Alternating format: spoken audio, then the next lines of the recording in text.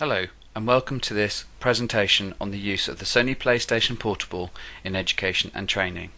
In this presentation we'll give you a tour around the functionality of the PlayStation Portable and in so doing demonstrate some of the educational content that teachers and trainers have developed or are using.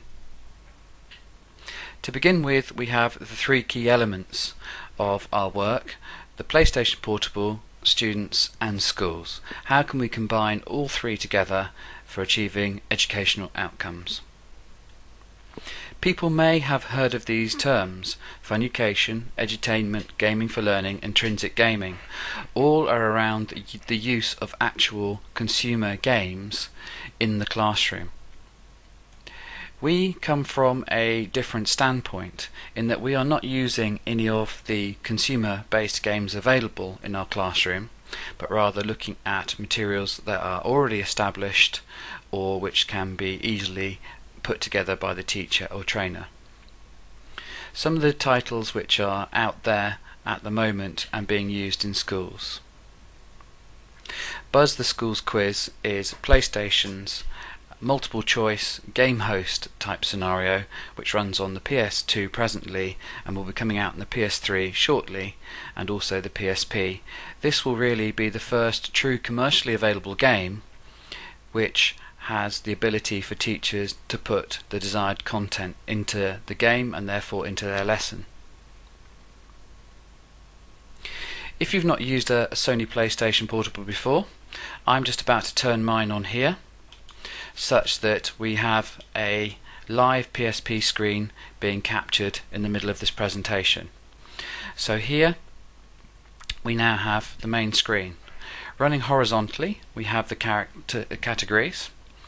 As you can see here, I'm moving to the left and now back to the right, and then we have the items which I can go up and down in.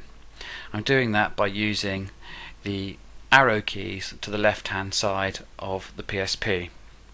On the right hand side you can see I've got four buttons. Consider the cross button to be the left hand mouse button select function of a PC, and the 0 button far right to be the functionality to take you back up one level or back one action. Students, teachers, trainers typically find the use of the PSP fairly intuitive. It's quick to get on and there's hardly any instruction required before people are working and using the content available. So let's begin our tour around the PSP. So to begin with, let's look at photos. The photos have been used to store a diverse range of resources. So I've just clicked on my cross key to select the memory stick, and now I see a range of folders, each containing examples of content. I'm not going to go into all of these, but let's look at, for example, ebook Goblins. Here you can see a thumbnail image for each of the pages in my ebook. This ebook was actually produced by Scargill Junior School. I've now pressed my cross key to select eGoblins. If I use my analog stick, which is the knurled button under your left thumb, and go up and down with that, I can go up and down the page. I'm now going to click on the top right hand clear perspex shoulder button to move on one page, and again here I can use the analog button to move up and down on my page.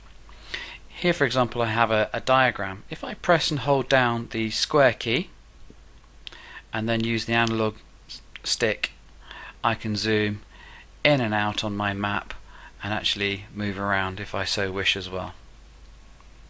Let's come back out one level. I've done that by pressing the 0 key, and I could now move down to another page if I so wished. I'm pressing the 0 key to come back up another level, and let's go down to another resource.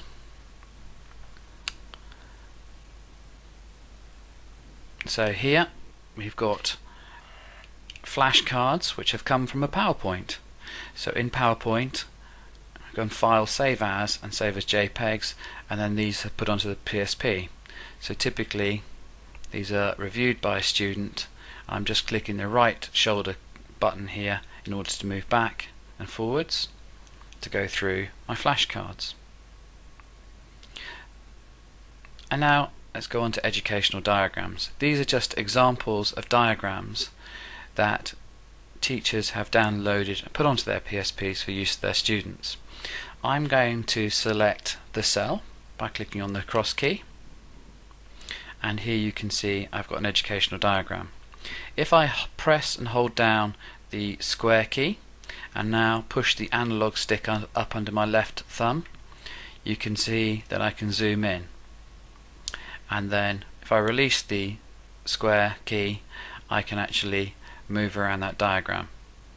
Teachers and students have found this particularly useful for detailed diagrams and drawings, or for people with problems with our eyesight, in order that they can zoom in and have a look. Okay, and I've come back out of that. Let's go back into the memory stick and let's go down to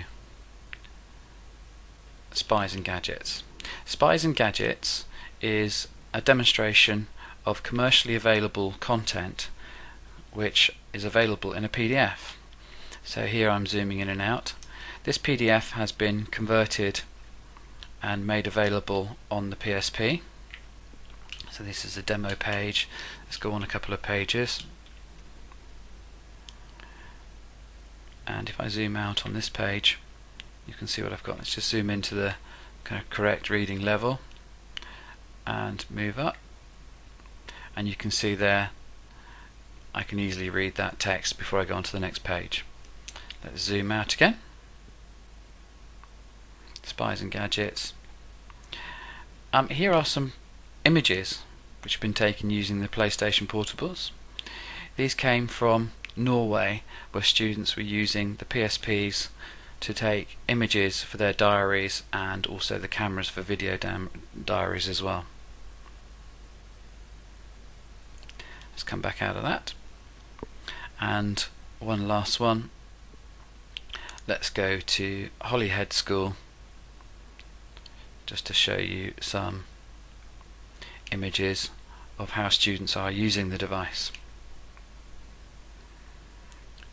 So the PSP combined with a soft case forms an ideal video viewing platform which can be put on the desk, and one student or many students can crowd round and view.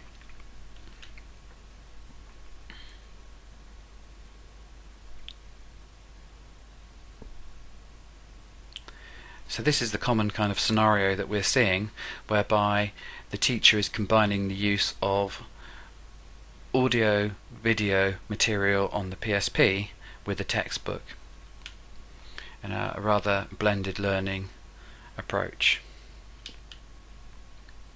The ability for students to review and interact with each other's digital content quickly is also something that several teachers are using. And let's come back out of that.